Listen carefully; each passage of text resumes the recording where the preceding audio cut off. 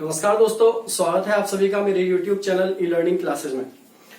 दोस्तों आज मैं आपके लेके आया हूँ हिस्ट्री वाला पार्ट। और हिस्ट्री की जो वीडियोस थी लास्ट क्लासेस, आपको अगर ध्यान हो तो लास्ट क्लासेस के अंदर हमने पढ़ाया था जैनिज्म वाला चैप्टर। जैनिज्म वाले चैप्टर में हमने एक पार्ट क्लियर कर लिया है। उससे पहले मैंने बौद्धिज्म वाला चैप्टर भी पढ़ाया है।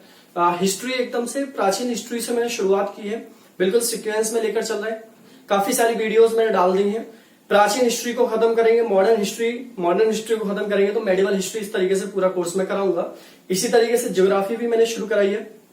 ज्योग्राफी में पॉलिटिकल ज्योग्राफी करा दी, फिजिकल ज्योग्राफी पर आ चुके हम। फिजिकल ज्योग्राफी में रिवर सिस्टम लगभग कंप्लीट हो चुका है, जिसमें आपको डैम और रिवर से रिलेटेड जानकारी, बस एक पॉइंट और रहेगा उसमें कि रिवर्स पर जो बसे हुए शहर हैं वो कौन कौन से हैं। ठीक है, इसी तरीके से देखो पॉलिटी के बारे में हमने सब देखा है कि हमारा संविधान लिखित, अलिखित, फेडरल, यूनाइटरी, ये वीडियोस इसमें हो सकती है। संविधान किसको कहते हैं ये भी हो सकते हैं, काफी सारे उसमें मैंने आपके लिए वीडियोस दे दिए। करंट अफेयर्स रोज दे रहा हूं, तो आप लोग सब चैनल को सब्सक्राइब कर लो और वीडियो को शेयर भी कर दो। आप लोग भाई वीडियोस तो बहुत ही कम लोग देख रहे हो, ठीक है, क्या लगता है ऐसा और ना ही शेयर करते हो आप लोग। ऐसा लगता है सिर्फ हमारी पढ़ाने की जिम्मेदारी है, आपकी तो कोई जिम्मेदारी नहीं है। ठीक है, चलो भाई हम टीचर हैं, हमारी जिम्मेदारी तो है। शायद आपकी कोई रिस्पॉन्सिबिलिटी नहीं होगी कि शेयर भी कर सके या कुछ भी लाइक भी कर सके, वो नहीं होगी शायद आपकी जिम्मेदारी। हमारी जिम्मेदारी है, हम अपना काम पूरा करेंगे। चलो शुरुआत करते हैं दोस्तों। तो हिस्ट्री के आज पार्ट में मैं जैनिज्म वाला सेकंड पार्ट जो बचा हुआ है उसको कंप्लीट करूंगा दोस्तों। तो जैन वाला जो पार्ट है, जैन रिलीजन, उसकी हमने बात की थी लास्ट क्लासेस में। और जैन रिलीजन से रिलेटेड हमने कुछ टॉपिक्स आपको करा दिए हैं। लास्ट क्लासेस में जाके देखोगे 24 तीर्थंकर थे, उनके बारे में बताया था। फिर उसके बाद मैंने थोड़ा सा पार्श्वनाथ के बारे में बताया था। महावीर स्वामी के बारे में मैंने पूरी डिटेल्स आपको बता दी है। तो आज क्या क्या पढ़ना है तो उसकी स्टार्टिंग करते हैं। तो देखो आज जो सबसे पहला हमारा टॉपिक होगा, इसमें पॉइंट होगा, इसको सभी हेडिंग बना लोगे, वो होगा फिलोसफी ऑफ जैनिज्म, जैन धर्म के दर्शन। जैन धर्म का दर्शन क्या है, ये वाला टॉपिक होगा। तो हेडिंग बना लोगे philosophy of Jainism, philosophy of Jainism, Jain धर्म का दर्शन। तो ये हमारे टॉपिक में होगा आज दोस्तों, बहुत इंपॉर्टेंट रहेगा। आज सारा मुझे लगता है कि जैन धर्म से रिलेटेड आज मैं कंप्लीट करा दूंगा पार्ट। हिंदी में लिखना चाहो तो लिख दोगे जैन धर्म का दर्शन, जैन धर्म का दर्शन, मतलब इसकी फिलॉसफी क्या थी जैन धर्म की। तो फिलॉसफी में लिखूंगा यहां पर एक एक पॉइंट में। तो देखो सबसे पहली बात क्या थी जो जैन धर्म और बौद्ध धर्म दोनों में मैच करती है। तो उस पॉइंट को हम लिखेंगे कि ना तो जैन धर्म और ना ही बौद्ध धर्म, ये दोनों गॉड के अस्तित्व में बिलीव नहीं करते हैं, कि गॉड का कोई एग्जिस्टेंस है उसमें ये बिलीव नहीं करते हैं। गॉड के होने में बिलीव नहीं करते, भगवान के होने में ये लोग बिलीव नहीं करते हैं। तो इसमें लिख लोगे आप don't accept existence of God. ठीक है, भगवान के अस्तित्व में विश्वास नहीं करते, लिख दोगे यहां पर भगवान के अस्तित्व में विश्वास नहीं करते। ठीक है, पहला पॉइंट, ना तो जैन धर्म और ना ही बौद्ध धर्म, ये दोनों में सिमिलरिटी है। दूसरा पॉइंट इसके अंदर क्या है दोस्तों, ये देखो दूसरी भी सिमिलरिटी है दोनों ही धर्म के अंदर। ठीक है, ये डोंट बिलीव वेदास, ये वेद में बिलीव नहीं करते। तो लिखो ये वेदों में विश्वास नहीं करते। और ना ही बौद्ध धर्म ना ही जैन धर्म, दोनों में से कोई भी वेदों में विश्वास नहीं करता है। तो ये दोनों सिमिलरिटी है इसके अंदर। तीसरी बात इसमें, अब ये बिलीव किसके अंदर करते हैं, इनका विश्वास किसके अंदर है, तो इनका विश्वास है, देखो जैन धर्म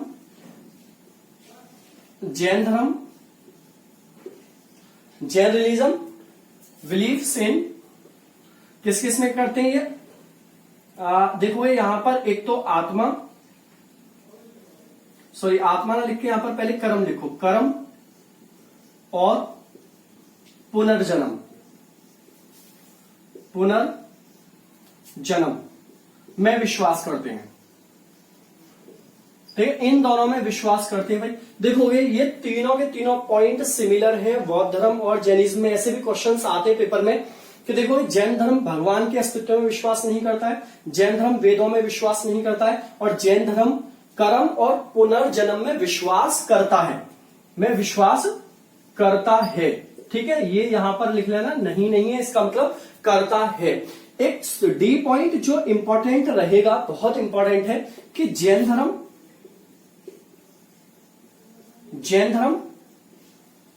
आत्मा को क्या बोलते हैं? सोल, आत्मा में विश्वास करता है, विश्वास करता है। अब देखो ये जो पॉइंट है ना दोस्तों, चौथे वाला पॉइंट, यही पॉइंट बौद्ध धर्म और जैन धर्म में दोनों में डिफरेंस है। बौद्ध धर्म है वो अनात्मावादी है, ये मैंने पॉइंट लिखवाया है, आप देखोगे वीडियोस को कि बौद्ध धर्म आत्मा में विश्वास नहीं करता है, अनात्मावादी है, लेकिन जैन धर्म सोल में, आत्मा में विश्वास करता है। ये दोनों के अंदर डिफरेंस है, कौन से वाला? डी वाला। बाकी इन तीनों में सिमिलरिटी है, जैन धर्म और बौद्ध धर्म के अंदर। ये पॉइंट इंपॉर्टेंट रहेगा पेपर के अकॉर्डिंग, ध्यान रखना। तो ये 4 पॉइंट है फिलॉसफी और जैनिज्म की, दर्शन है जैन धर्म का। तो इस दर्शन में मैंने आपको 4 पॉइंट बताए हैं, चारों के चारों इंपॉर्टेंट है। एक बात और लिख लोगे यहां पर, स्टार पॉइंट डाल के लिखना इस बात को कि देखो मैंने आपको जब पार्श्वनाथ पढ़ाए थे तो पार्श्वनाथ में मैंने बताया था कि इन्होंने जैन धर्म के अंदर 4 महाव्रत चलाए थे। 5 में से 4 जो महाव्रत हैं जैन धर्म के, वो किसके द्वारा दिए गए दोस्तों? वो पार्श्वनाथ के द्वारा दिए गए। उनके नाम में रिपीट कर दूं एक बार, अहिंसा, सत्य, अस्तेय और अपरिग्रह। अहिंसा, सत्य, अस्तेय और अपरिग्रह, ये पार्श्वनाथ के द्वारा चलाए गए। लेकिन जो 5वां महाव्रत है, यहां पर लिख लोगे पॉइंट में, 5वां महाव्रत, 5वां मैं अंडरलाइन भी कर देता हूं, महाव्रत को महाव्रत ही बोलते हैं इंग्लिश में, महाव्रत ब्रह्मचर्य। 5वां महाव्रत ब्रह्मचर्य महावीर स्वामी के द्वारा चलाया गया है। महावीर स्वामी के द्वारा प्रारंभ किया गया,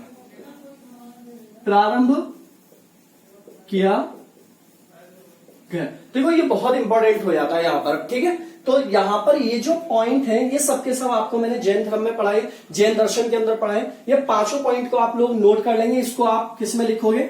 इसको आप दोस्तों नोट पॉइंट में लिखोगे। काफी इंपॉर्टेंट है कि 5वां महाव्रत किसके द्वारा दिया गया था। तो उम्मीद है कि समझ में आए होंगे। 5 के 5 पॉइंट, ऐसा कुछ समझने वाला है भी नहीं है, सीधे सीधे पॉइंट है। जल्दी से स्क्रीनशॉट ले लो, फिर मैं इसको रफ कर देता हूं फटाफट से, रफ करता हूं फटाफट से, स्क्रीनशॉट लो।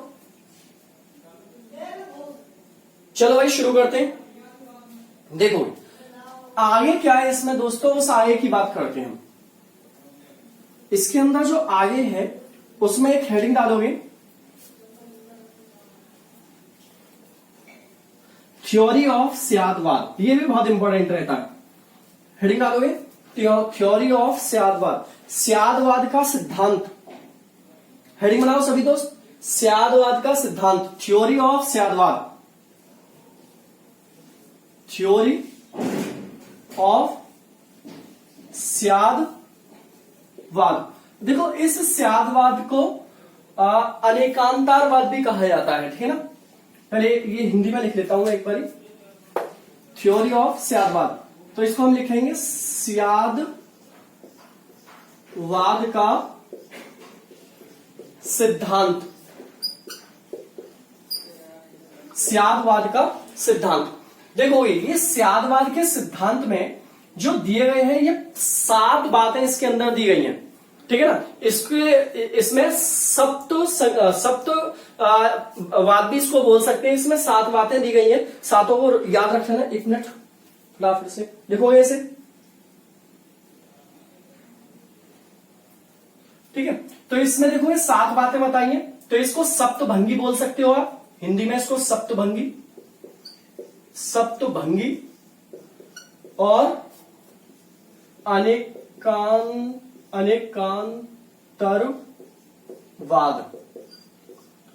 अनेकांतवाद, ठीक है, अनेकांतवाद भी इसको बोल सकते हो, इंग्लिश में भी यही बोलेंगे इसको, ठीक है। तो स्यादवाद का सिद्धांत, या इसको इंग्लिश में यहां पर परहैप्स भी लिख सकते हो, परहैप्स, ठीक है।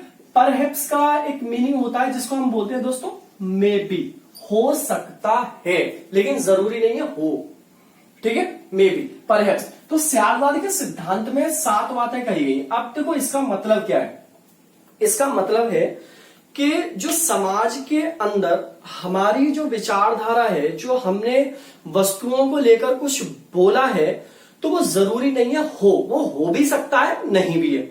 मतलब इसमें 7 बातें कैसे, जैसे एक बात है हाँ, सीधी सीधा एक ही पॉइंट है, दूसरा पॉइंट है नहीं, तीसरा पॉइंट है हो भी सकता है, नहीं भी हो सकता है, जैसे चौथा पॉइंट है नहीं हो सकता लेकिन हो भी सकता है, चौथा 5वां पॉइंट ऐसे हो सकता है लेकिन नहीं भी हो सकता है भी नहीं भी लेकिन कहा नहीं जा सकता, है भी नहीं भी लेकिन कहा नहीं जा सकता। तो ऐसे करके इसमें कितने पॉइंट हो जाते हैं, 7 पॉइंट हो जाते हैं। कितने पॉइंट हो जाते हैं, 7। इन 7 पॉइंटों को याद रखने की कोई जरूरत नहीं है आपको, मैंने जो बताए हैं बस एक दिमाग में डाल देना इसका मीन्स क्या है। कई बार हम ये भूल जाते हैं कि स्यादवाद का सिद्धांत है क्या, पेपर में पूछ लेते हैं स्यादवाद का सिद्धांत है क्या, तो परहैप्स से रिलेटेड है, मे बी, हो भी सकता है और नहीं भी हो सकता। कि आपने जो बात बोली है, आपने जो विचार दिए हैं, वो जरूरी नहीं है कि वो फॉलो हो भी सकते, नहीं भी हो सकते, दोनों ही बात कहा भी नहीं जा सकता है, होगा या नहीं होगा ये भी नहीं पता है हमारे लिए। तो इसी को हम स्यादवाद का सिद्धांत कहते हैं, और इसके अंदर कुछ खास बात नहीं होती है। तो इस थ्योरी को ऐसे ही नोट कर लोगे, और जो 1-2 पॉइंट मैंने बोले हैं, जैसे हो सकता है, नहीं भी हो सकता है का सिद्धांत भी इसको कह सकते हैं, तो ये बात यहां पर लिख लोगे। फटाफट से नोट करो, फिर मैं इसको रफ करता हूं फटाफट से। चलो हो गया, समझ में आ गई होगी ये वाली बात क्या होती है, थ्योरी ऑफ स्यादवाद, ठीक है। नेक्स्ट देखोगे, देखो इसको अनेकांतवाद भी कहते हैं, ये भी बहुत इंपॉर्टेंट है। अनेकांतवाद का सिद्धांत किस धर्म से रिलेटेड होता है, ठीक है। आगे पॉइंट देखोगे, इसमें हेडिंग डालोगे लिटरेचर ऑफ जैनिज्म, जैन धर्म का साहित्य, हेडिंग डालोगे सभी दोस्त, जैन धर्म का साहित्य, लिटरेचर ऑफ जैनिज्म,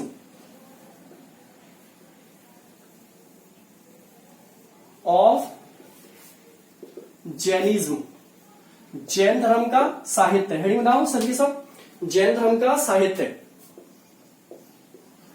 जैन धर्म का साहित्य। अब देखो जैन धर्म के साहित्य की मैं थोड़ी सी यहां पर बात करूं दोस्तों, क्या क्या टेक्स्ट हैं, कौन कौन सी भाषा का यूज किया गया है जैन धर्म के अंदर। तो सबसे पहली बात कि जैन धर्म में जितने भी उपदेश दिए गए हैं, जैन धर्म में जो उपदेश दिए गए हैं, ठीक है, वो कौन सी भाषा में दिए गए हैं दोस्तों, ये दिए गए हैं प्राकृत भाषा में। कौन सी भाषा में, प्राकृत भाषा में। जो भी यहां पर सरमन बोलते हैं, उपदेश को आप लिखना चाहो तो लिख दो सरमन, ठीक है। जितने भी उपदेश दिए गए हैं जैन धर्म में, वो कौन सी भाषा में दिए गए हैं, प्राकृत भाषा में। लेकिन जैन धर्म में जो टेक्स्ट लिखे गए हैं, टेक्स्ट को आप बुक बोल सकते हो, कोई उपन्यास बोल सकते हो, ठीक है, जो भी टेक्स्ट लिखे गए हैं, वो टेक्स्ट लिखे गए हैं अर्ध-मागधी भाषा में। कौन सी में, अर्ध-मागधी भाषा में, ठीक है, ये भी इंपॉर्टेंट रहेगा, ठीक है, अर्ध-मागधी भाषा में। एक यहां पर टेक्स्ट का मैं स्पेशली नाम लूंगा जिसका नाम है कल्प सूत्र। कौन सा है, कल्प सूत्र। ये कौन सी भाषा में लिखा गया है दोस्तों, ये लिखा गया है आपका संस्कृत भाषा में। कौन सी भाषा में, संस्कृत भाषा में इसको लिखा गया है। और लिखा किसने, भद्रबाबू ने। वो तो मैं एक साथ बताऊंगा सारे टेक्स्ट कौन कौन से टेक्स्ट है, किसने लिखे। तो पहले तो आप ये 3 पॉइंट याद कर लो, ठीक है। उपदेश किस भाषा में दिए गए थे, प्राकृत भाषा में। टेक्स्ट किस भाषा में लिखे गए हैं, अर्धमागधी भाषा में। कल्प सूत्र कौन सी भाषा में है, संस्कृत भाषा में, ठीक है। ये 3 पॉइंट हो गए। अब देखना क्या है, एक जगह तो आप यहां पर डाल लोगे कि जो भी लिटरेचर है इंपॉर्टेंट, ऐसे डाल दो, हेडिंग डाल दो इंपॉर्टेंट टेक्स्ट, इंपॉर्टेंट टेक्स्ट, ठीक है। कौन कौन से इंपॉर्टेंट टेक्स्ट हैं जैन धर्म के और उनको लिखा किसने है, ये भी मैं यहां पर लिखवा देता हूं, ठीक है। तो सबसे पहले टेक्स्ट का नाम लिखोगे परिशिष्ट, परिशिष्ट प्रबल, परवल, ऐसे करके, ठीक है। परिशिष्ट परवल, इसको लिखा है दोस्तों हेमचंद्र ने। किसने लिखा है, हेमचंद्र ने। परिशिष्ट प्रबल जो है इसको किसके द्वारा लिखा गया? हेमचंद्र के द्वारा। जैसे दूसरा है हमारे पास कौन सा? कल्पसूत्र। कल्पसूत्र, कल्पसूत्र को किसने लिखा है? भद्रबाहु। भद्रबाहु ने लिखा है। ठीक है। जैसे तीसरा यहां पर ले लू मैं भद्रबाहु चरित। भद्रबाहु, भद्रबाहु चरित। और इसको किसने लिखा है? रतन नंदी ने। किसने लिखा है? रतन नंदी के द्वारा इसको लिखा गया है। ठीक है, इंपॉर्टेंट है यहां पर। नेक्स्ट लिखो है कुबल्य माला। कुबल्य माला को किसके द्वारा लिखा गया है? कुबल्य माला दिख रहा होगा आप सभी को। कुबल्य माला ये लिखा है अधोतन। ऐसे करके लिखोगे, मैं लिख देता हूं पहले। अधोतन सूरी के द्वारा इसको लिखा गया है। ठीक है। लास्ट लिखोगे हमी महाकल्प। हमी महाकल्प दिख रहा है आप लोगों को? महाकल्प, एक बार मैं देख लूं कैमरा। हमी महाकल्प, हाँ दिख रहा है आपको यहां तक, कोई दिक्कत नहीं है। देखो हमी महाकल्प जो लिखा गया है दोस्तों, वो नयन चंद्र सूरी के द्वारा लिखा गया है। लिख लोगे इसके राइटर्स का नाम? नयन चंद्र सूरी।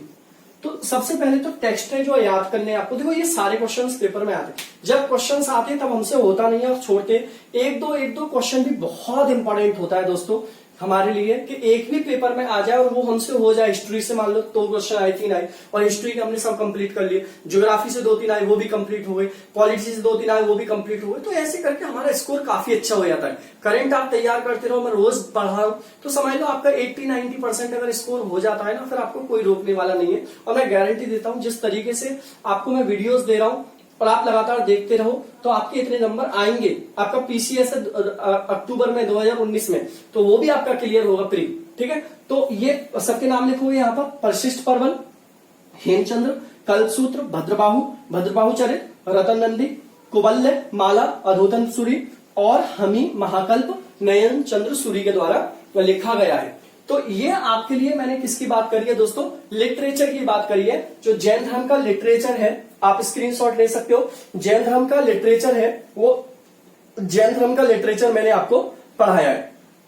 ठीक है, स्क्रीनशॉट ले लो सभी लोग। पसीना काफी आ रहा है, काफी गर्मी हो रही है।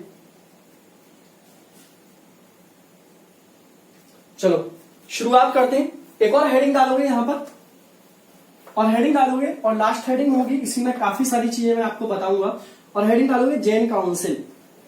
हेडिंग डालोगे सभी जैन संगति। हिंदी में लिखोगे जैन संगति, इंग्लिश में लिखोगे जैन काउंसिल। जैन काउंसिल। देखो जैन काउंसिल को पढ़ने से पहले कुछ छोटी छोटी इंपॉर्टेंट बात मैं यहां पर आपके लिए कर लेता हूं पहले। जैसे मैं यहां पर हेडिंग बना देता हूं जैन काउंसिल। जैन काउंसिल, जैन संगति। देखो जैन संगति से पढ़ने से पहले मैं बात करूं यहां पर महावीर स्वामी की।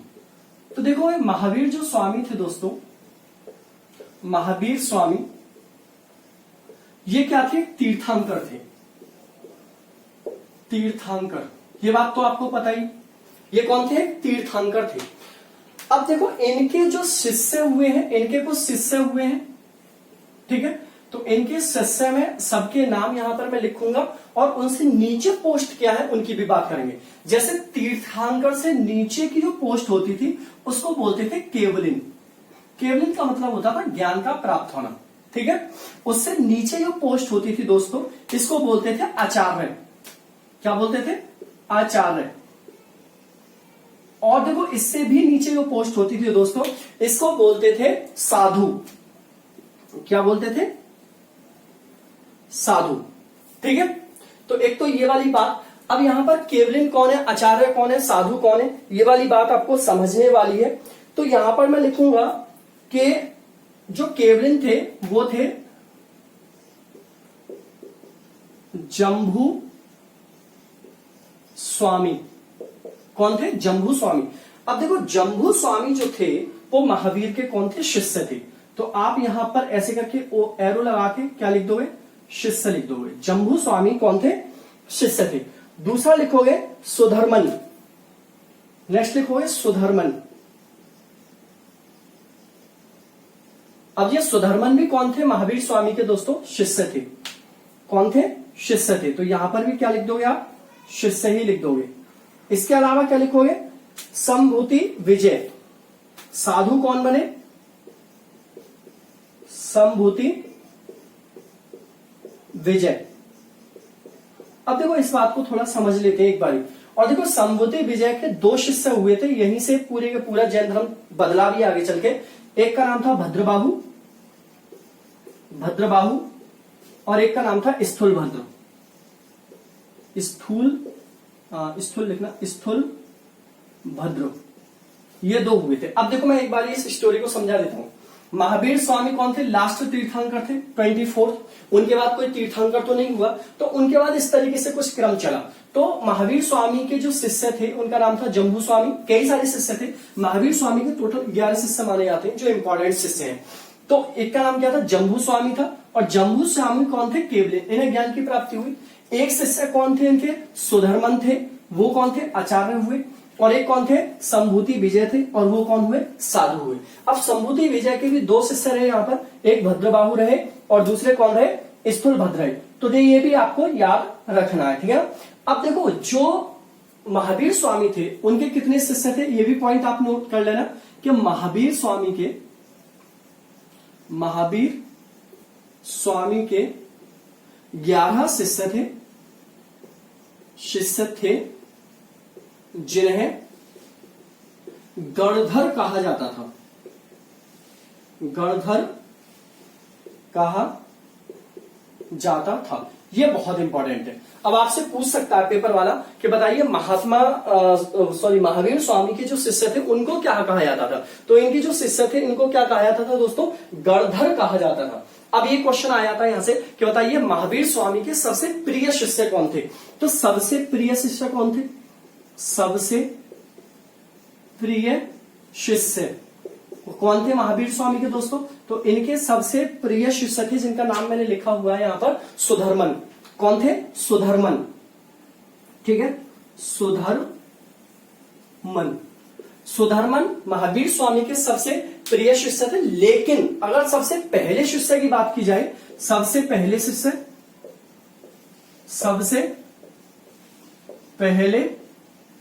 शिष्य जो मैंने आपको पहली ही वीडियो में बताया था, उनका नाम था जामिल। जामिल या जमाली भी इनको बोल सकते हो आप, या जमाली भी बोल सकते हो। और इन्हीं से अपनी स्वामी ने शादी की थी, प्रियदर्शनी की, अपनी बेटी की जामिल के साथ, जो इनके पहले शिष्य हुए थे। तो ये बात आपको जानने वाली है कि महावीर स्वामी के 11 शिष्य थे जिन्हें गणधर कहा जाता था, जिसमें सबसे प्रिय शिष्य कौन थे, सुधर्मन थे। इन वाले पॉइंटों को नोट करोगे, काफी इंपॉर्टेंट पॉइंट यहां पर ये रहते। चलो स्क्रीनशॉट ही ले लो फटाफट से, मैं हट जाता हूं थोड़ा सा। चलो भाई आगे बढ़े फटाफट से, आगे बढ़ू, थोड़ा सा रफ कर लू, जगह बना लू, ठीक है। चलो मैं इस वाले पॉइंट को रफ करता हूं। देखो एक पॉइंट और आता है जैन धर्म के अंदर दोस्तों, सब नोट कर लिया करो भाई जितनी बातें मैं आपको बता रहा हूं। एक पॉइंट और मैं यहां पर लिखवाऊंगा आपके लिए, जो पॉइंट होगा जिसको बोलते हैं हम संथारा। क्या बोलते हैं, संथारा। इंग्लिश में लिख देता हूं मैं, संथारा, ठीक है। क्या बोलते हैं इसको, संथारा बोलते हैं। अब इसको हिंदी में बोलते हैं सन लेखना, ठीक है। क्या बोलते हैं, सन लेखना, सन लेखना ही बोलते हैं, हिंदी में बोलते हैं सन लेखना। अब आप बोलोगे कि ये क्या था, कि संथारा जैन धर्म के अंदर क्या था।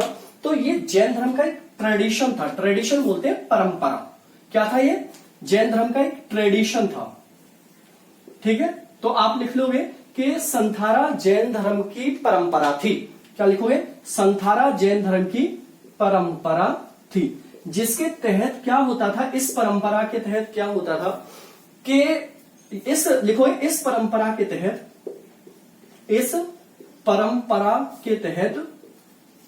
उपवास के द्वारा शरीर का त्याग किया जाता था, शरीर का त्याग किया जाता था। तो अब आपको क्लियर हो गई होगी कि ये था क्या। कि संथारा जो परंपरा थी जैन धर्म की, इस संथारा परंपरा के तहत क्या करते थे, जो जैनिज्म भिक्षु वगैरह होते थे या जिनको शरीर का त्याग करना होता था इस विधि से, तो पहले उपवास करते थे और उपवास के द्वारा अपने शरीर को त्याग कर देते थे, अपनी बॉडी को रिलीज कर देते थे, उनकी डेथ हो जाती थी, एक तरीके से ये कहा जा सकता है। तो संथारा काफी इंपॉर्टेंट रहेगा। इसी में अब मैं एग्जाम्पल किसका दे सकता हूं आपके लिए, मैं ये भी रख कर रहा हूं दोस्तों, मैं एग्जाम्पल दे सकता हूं यहां पर चंद्रगुप्त मौर्य का। किसका? चंद्रगुप्त मौर्य का एग्जाम्पल दे सकता हूं मैं आपके लिए। देखो दोस्तों, चंद्रगुप्त मौर्य की अगर बात करें, चंद्रगुप्त मौर्य की अगर बात करें तो चंद्रगुप्त मौर्य ने भी तो उपवास के द्वारा ही अपने शरीर का त्याग किया था। और ये उपवास इन्होंने कहां पर किया था, जिसको हम क्या बोल सकते हैं दोस्तों, सही लैंग्वेज में आप सबसे पहले बोले तो हम संथारा, भाई संलेखना बोल सकते हैं, संथारा। और इसके नीचे क्या लिख सकता हूं मैं, उपवास, उपवास के द्वारा। और कहां पर किया था दोस्तों, श्रवण बेलगोला, श्रवण बेलगोला। और ये श्रवण बेलगोला कहां पर है दोस्तों, ये है आपका कर्नाटक में। कहां पर है? कर्नाटक में। तो कर्नाटक के श्रवण बेलगोला में चंद्रगुप्त मौर्य ने उपवास के द्वारा अपने शरीर का त्याग किया। इसका मतलब क्या हो गया कि चंद्रगुप्त मौर्य जो थे वो जैन धर्म के उपासक थे या जैन धर्म को मानने वाले थे। बिंबिसार भी कौन था? जैन धर्म को मानने वाला था। अजातशत्रु भी कौन था? जैन धर्म को मानने वाला था। उदयन भी कौन था? जैन धर्म को मानने वाला। ये पॉइंट लिख लो मैं जो बोल रहा हूं, बिंबिसार, अजातशत्रु और उदयन और चंद्रगुप्त मौर्य ये सब जैन धर्म को मानने वाले थे। ये पॉइंट नोट करो फटाफट से। ये मैंने बताया है चंद्रगुप्त मौर्य की डेथ कहां पर हुई थी, अब चंद्रगुप्त मौर्य पढ़ाएंगे और इसका हम एग्जांपल लेंगे और सारी चीजें इसके बारे में बताएंगे। फटाफट से इसका स्क्रीनशॉट लोगे आप सब रहेगा। आगे बढ़ते हैं दोस्तों इसमें।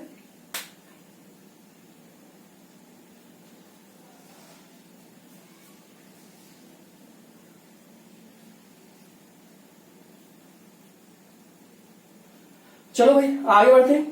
देखो आगे इसको मैं रफ कर देता हूं। देखो आपने एक मूर्ति का नाम सुना होगा दोस्तों, और इस मूर्ति का नाम है गोमतेश्वर मूर्ति।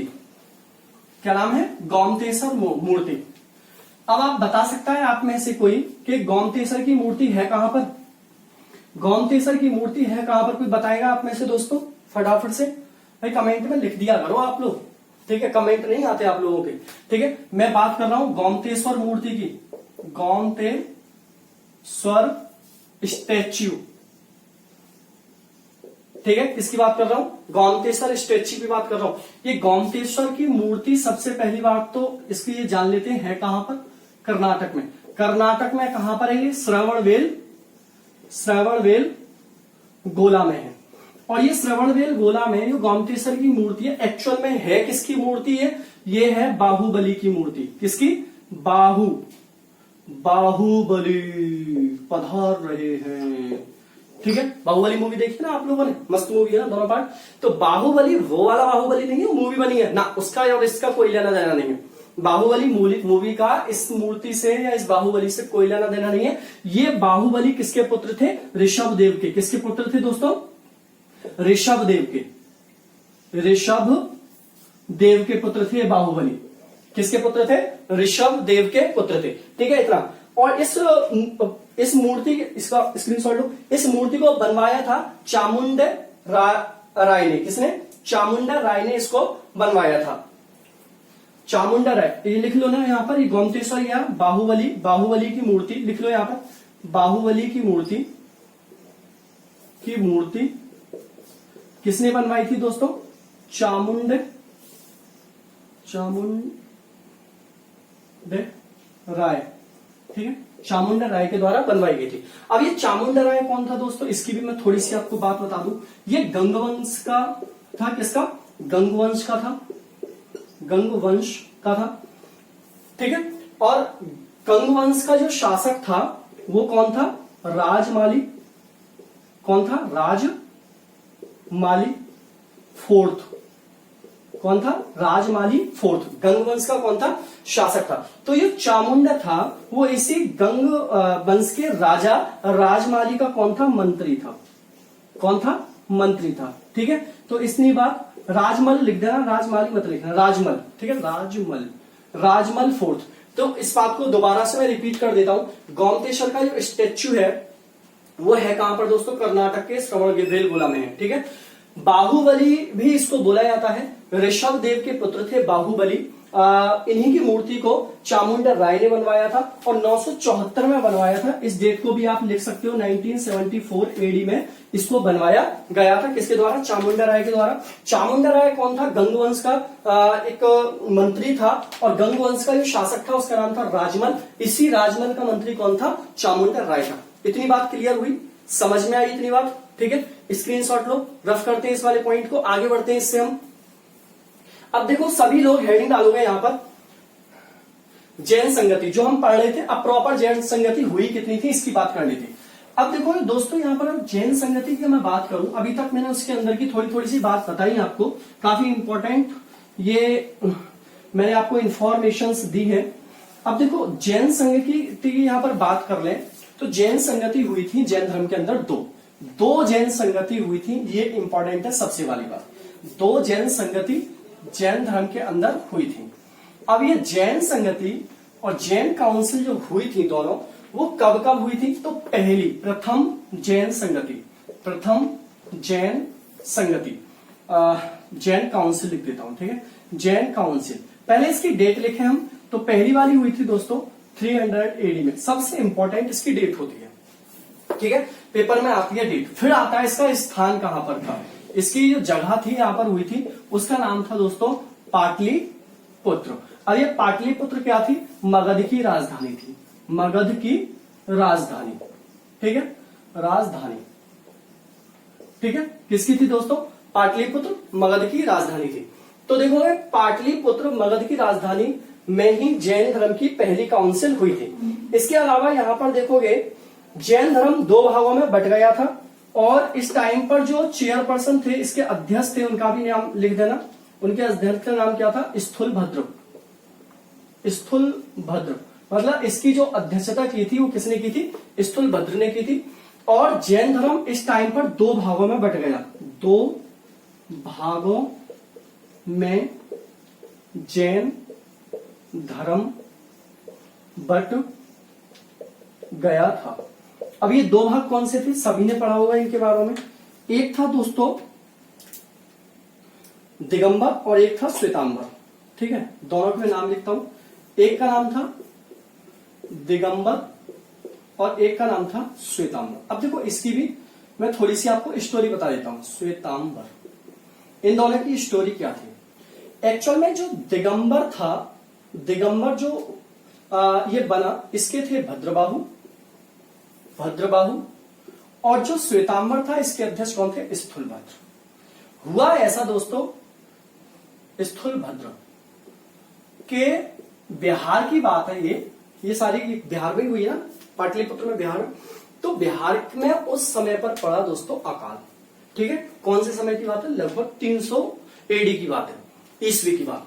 उस समय पर पड़ा बिहार में अकाल और ये लगभग बताया जाता है 12 साल का अकाल था बिहार के अंदर हुआ। तो जब अकाल पड़ा तो जो जैन धर्म के लोग मानने वाले थे बिहार के अंदर, तो उन्होंने बोला भाई यहाँ पर देखो खाने पीने की, पानी की, सारी चीजों की बहुत ज्यादा समस्या हो रही है, तो ऐसा करते हैं कि यहाँ से अपनी जगह को चेंज कर लेते हैं जब तक के लिए, जब तक यहाँ पर ये अकाल समाप्त नहीं हो जाता है।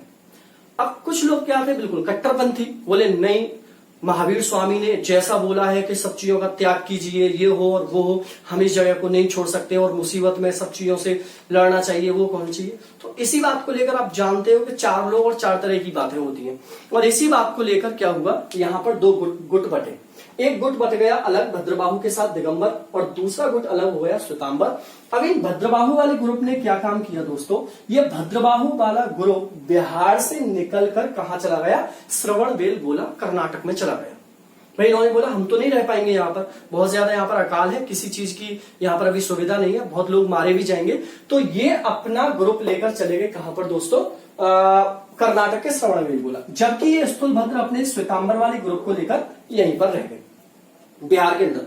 12 साल बाद जब अकाल समाप्त हुआ तो ये लोग लौट कर आए तो इस ग्रुप को इन्होंने एक्सेप्ट नहीं किया। किसने? स्थूलभद्र वाले लोगों ने। तो यहीं से इन दोनों के बीच में ये पड़ गई, पार्टीशियंस हो गया और बड़ा पार्टीशियंस हुआ, तो इन दोनों को बांट दिया गया, दिगंबर और श्वेतांबर के रूप में ये बट गए। तो मेरे ख्याल से ये वाली कहानी आपको पहले वाले से समझ में आ गई होगी। तो पहले वाली कहां पर संगति हुई, क्या हुआ, इसको एक बार नोट कर लो फटाफट से। है ना, दूसरी संगति की बात करता हूं, फटाफट से कर लो इसको।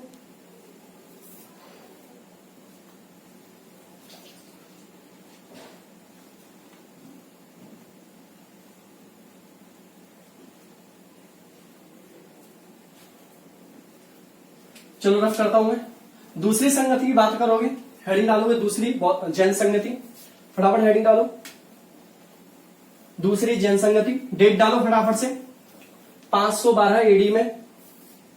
मैं लिख देता हूं यहां पर सेकंड जैन काउंसिल। भाई बहुत गर्मी है, जल्दी से वीडियो कंप्लीट कर लेते हैं, अब नहीं पढ़ाया जा रहा। सेकंड जैन काउंसिल, डेट डालोगे इसकी 512 एडी। 512 एडी में हुई थी। हुई कहां पर थी, इसका प्लेस डालोगे फटाफट से। ये हुई थी बल्लभी में। बल्लभी कहां पर है दोस्तों? गुजरात, गुजरात में। और इसके जो अध्यक्ष थे, जिनको हम प्रेसिडेंट, हेड, चेयरपर्सन जो भी बोलना चाहो आप बोल दो, चेयरपर्सन, कौन थे? देवाधि देव श्रवण द्रवणधि देव श्रवण, ठीक है ना। ये इसके कौन थे? अध्यक्ष थे।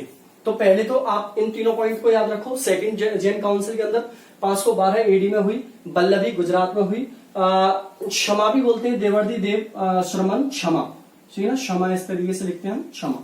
तो इनका ये पूरा नाम था, गुजरात के अंदर हुई। इस वाली जैन संगति में क्या हुआ, ये पॉइंट इंपॉर्टेंट रहेगा। इस जैन संगति के अंदर जो जैन धर्म था, जैन धर्म की जो भी संहिता थी, जैन धर्म के जो भी साहित्य थे, जैन धर्म के जो भी आचरण थे, वो क्या हुए? लिपिबद्ध हो गए।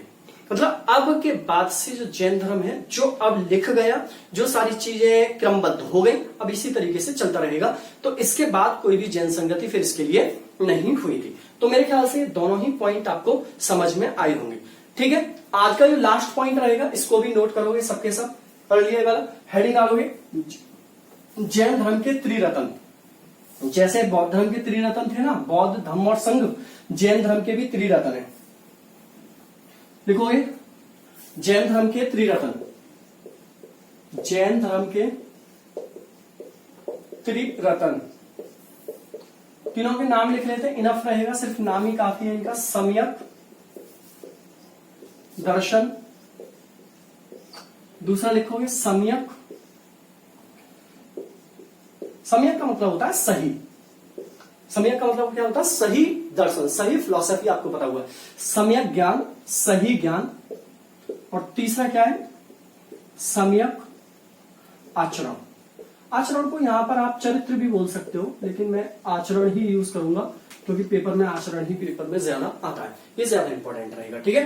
तो ये जैन धर्म के क्या है? 3 रत्न है, जिनको जैन्स भी बोलते हैं, जम्स, ठीक है। 3 जैन्स हैं जैन धर्म के, सम्यक दर्शन, सम्यक ज्ञान और सम्यक आचरण या चरित्र बोल सकते हैं। जैन धर्म का दोस्तों कंप्लीट जितना भी पार्ट था जैन धर्म का 2 वीडियोस में मैंने कंप्लीट कर दिया, और उम्मीद करता हूं कि सभी को समझ में आया होगा। कमेंट जरूर किया करो, मैं पहले भी बोल चुका हूं। वीडियो को शेयर करो, चैनल को सब्सक्राइब करो। मैं अगली वीडियो में मिलता हूं अगले पार्ट के साथ, हिस्ट्री के और भी वीडियोस बनाऊंगा, ज्योग्राफी और पॉलिटिकली आपको, और साइंस की जल्दी स्टार्ट करूंगा। चलो लेता हूं मैं यहां से विदा, आपको tata bye bye and take care and good night.